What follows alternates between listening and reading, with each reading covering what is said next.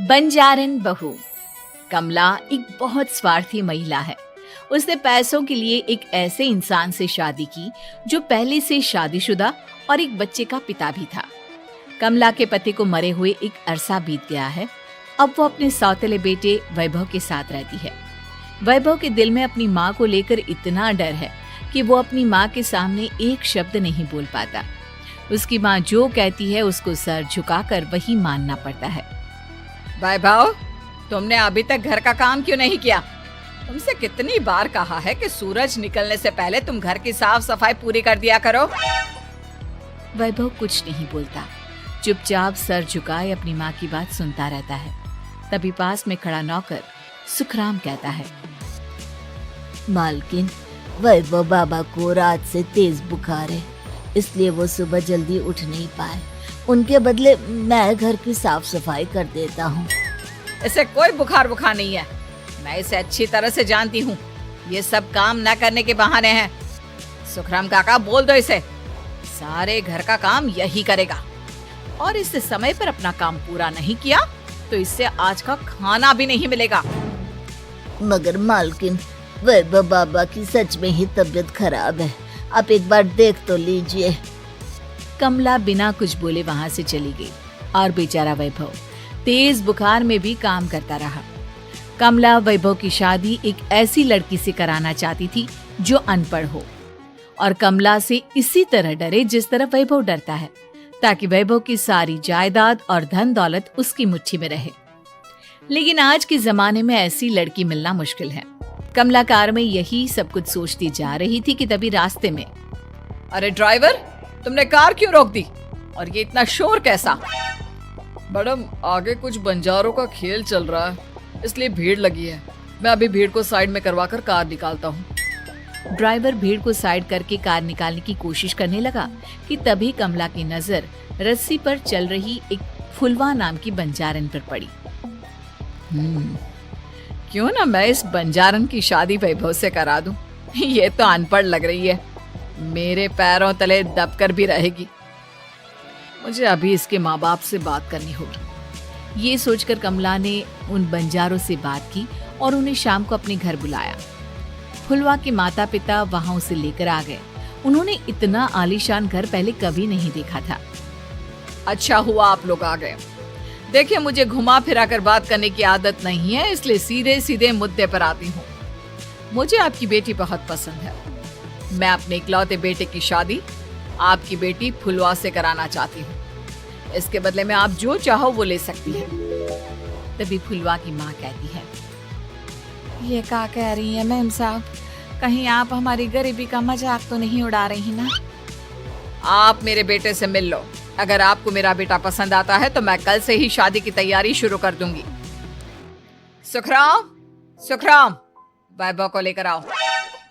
फुलवा अपनी माँ के कान में फुसफुसाती है, माँ, कहीं इस मेम साहब का छोरा पागल तो ना है? फुलवा अपनी माँ से बात कर रही होती है कि वैभव वहां आता है। फुलवा उसे देखती ही रह जाती है और उसके माता पिता उसकी शादी तय कर देते हैं। शादी वाले दिन किसी को फुलवा और वैभव की बेमेल विवाह की बात समझ में नहीं आती। फिर भी एक औरत कमला से पूछ ही लेती है, कमला जी, आपने अपने इकलौते बेटे की शादी देहाती गवार से क्यों करा दी? ये बंजारन आपके घर की बहू बनने लायक तो नहीं है। कम से कम अपने स्टेटस का ही ख्याल कर लिया होता। बहू तो अपने टक्कर की लाती, आपने तो बंजारन को ही बहू बना लिया। अब कमला को समझ में नहीं आ रहा था कि इस बात का क्या जवाब दे। वो कुछ देर चुप रही और सोच समझ कर कहती है, बहन जी, आपको तो पता है आजकल के बच्चे किसी की बात कहाँ सुनते हैं। मैं तो अपनी बहू एक पढ़ी लिखी और अपनी सोसाइटी की ही ढूंढ रही थी।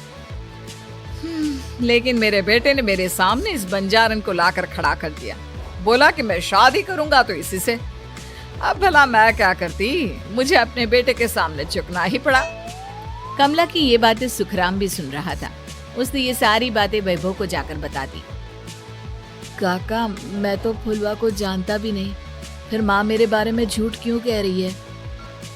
अरे बेटा, तुम कितने भोले हो, तुम्हें कुछ भी नहीं पता। तुम्हारे पिता अपनी सारी संपत्ति तुम्हारे नाम करके गए हैं। तुम्हारी माँ नहीं चाहती कि ये संपत्ति तुम्हें मिले, इसलिए उन्होंने तुम्हारी अनपढ़ लड़की से शादी करवाई ताकि तुम्हारी तरह वो भी अपने हक के लिए आवाज ना उठा सके। सुखराम काका, मैं क्या करूं, आप ही बताओ। माँ के सामने आते ही मेरे हाथ पैर कांपने लगते हैं। मैं माँ को कुछ भी नहीं कह पाता। वे दोनों बात कर ही रहे थे कि अचानक कमला वहां आ गई। कमला को देखकर दोनों घबरा गए। तुम दोनों फिर कभी बातें कर लेना, अभी फेरों का समय हो गया है, चलो जल्दी आओ। इस तरह फुलवा और वैभव की शादी हो गई। अगले दिन कमला ने फुलवा को बुलाया और उसे नसीहत देने लगी। देख बंजारन, तुझे मैंने अपनी बहू बना तो लिया है, लेकिन तुझे इस घर में आँख कान मुंह बंद करके रहना होगा। घर का काम कर और अपने पति से मतलब रख, समझी? कमला का ऐसा रवैया फुलवा को बिल्कुल समझ में नहीं आया। उसने वैभव से इस बारे में बात की। सुनिए ना, माँ जी ने जिस तरह मुझसे बात की मुझे अच्छा नहीं लगा। शादी से पहले तो वो मुझसे बहुत अच्छे से बात कर रही थी, लेकिन शादी के बाद उन्हें क्या हो गया? तुम ज्यादा मत सोचो, जैसा माँ कहती है वैसा ही करो। ये कहकर वैभव वहां से चला गया। अगले दिन वैभव को घर के नौकरों की तरह काम करता देख फुलवा को बहुत हैरानी हुई। फुलवा ने इस बारे में सुखराम काका से बात की तो सुखराम काका ने फुलवा को सारी बात बता दी। अब फुलवा को समझ में आ गया कि उसकी सास ने एक बंजारन को बहू क्यों बनाया। एक दिन वैभव घर का काम कर रहा था, तभी उससे कांच की प्लेट टूट गई। किसने गिराई ये कांच की प्लेट? वैभव को वहां खड़ा देख कमला ने छड़ी से उसे मारना शुरू कर दिया। उसके पैर में कांच चुभ गया और खून बहने लगा, लेकिन फिर भी कमला उसे मारे जा रही थी। ये देखकर फुलवा ने कमला के हाथ से छड़ी छीन ली और तोड़कर फेंक दी। बंजारन, तेरी इतनी हिम्मत, तूने मेरे हाथ से छड़ी छीनी? कमला फुलवा को थप्पड़ मारने ही वाली थी कि फुलवा उसका हाथ पकड़ लेती है। ओ सस माँ, मैंने मॉम की गुड़िया ना समझ लियो। बंजारन हो बंजारन, ईंट का जवाब पत्थर से देना जानती हूँ। आज के बाद मेरे या वैभव जी के ऊपर हाथ उठाने की सोचियो भी ना, समझी ससु माँ? ये कहकर फुलवा वैभव को लेकर वहां से चली गई। उसने वैभव के पैर पर पट्टी बांध दी, उसके आंसू पोंछे। वैभव ने पहली बार किसी के दिल में अपने लिए इतना प्यार महसूस किया। अब फुलवा वैभव का हर काम में हाथ बटाती, उसका बहुत ख्याल रखती। इस तरह दोनों बहुत ज्यादा नजदीक आ गए। वहीं दूसरी ओर कमला सारी जायदाद अपने नाम करने की साजिश करने लगी। और एक दिन, वैभव, जल्दी बाहर आओ। कमला की आवाज सुनकर वैभव और फुलवा अपने कमरे से बाहर आ गए। जी माँ, आपने बुलाया? ये ले, इन कागजों पर साइन कर दे। वैभव कागजों पर साइन करने ही वाला था कि फुलवा वैभव के हाथ से पेन छीनकर कहती है, ना वैभव जी, आप इस पर हस्ताक्षर नहीं करेंगे। आओ बंजारन, मैं तुझसे बात नहीं कर रही। ये बात मेरे और मेरे बेटे के बीच की है। चुपचाप पेन दे दे, नहीं तो तेरी खाल उधेड़ लूंगी। ससु माँ, बंजारन की खाल इतनी भी ढीली ना होवे कि कोई भी उधेड़ लेवे। जो यकीन ना आता हो तो देख ले उतार के।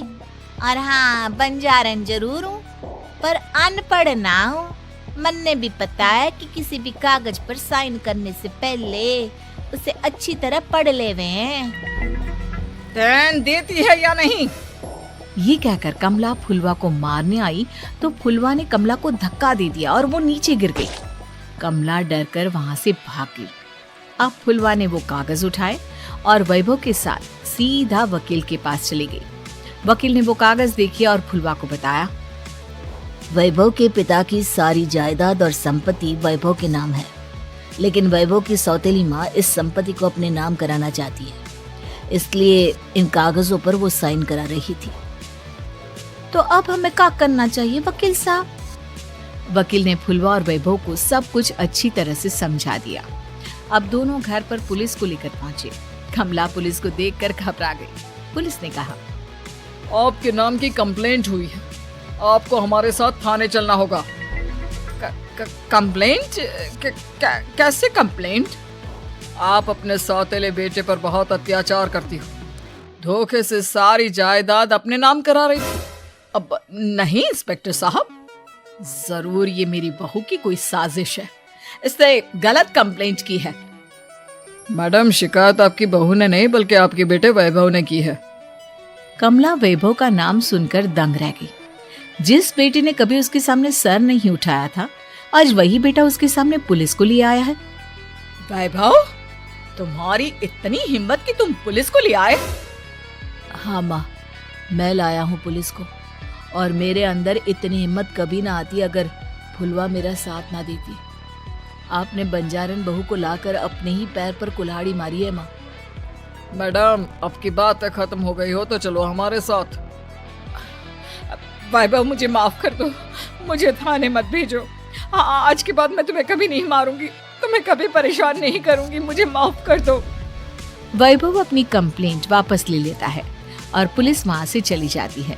वैभव अपनी सौतेली माँ से कहता है, मैंने पुलिस को वापस तो भेज दिया है, लेकिन मैं आपको माफ नहीं कर सकता। आपने बचपन से आज तक कभी मेरे सर पर हाथ नहीं रखा, हमेशा मुझे मारती रही, नौकरों की तरह बर्ताव करती रही।